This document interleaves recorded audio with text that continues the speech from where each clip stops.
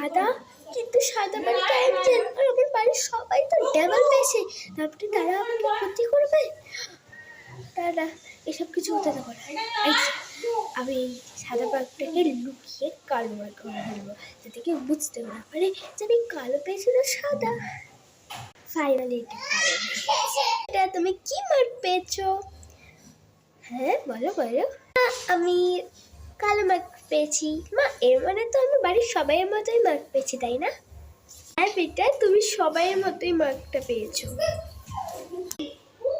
মিমি, তুমি তোমার বাঁ হাতে কেন মার্ক পেয়েছো, যখন সবাই কালো দাগ ডান হাতেই পায়?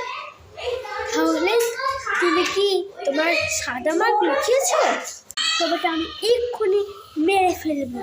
আমার কাছে আছে সাদা মার্কদের মারার কাঠি।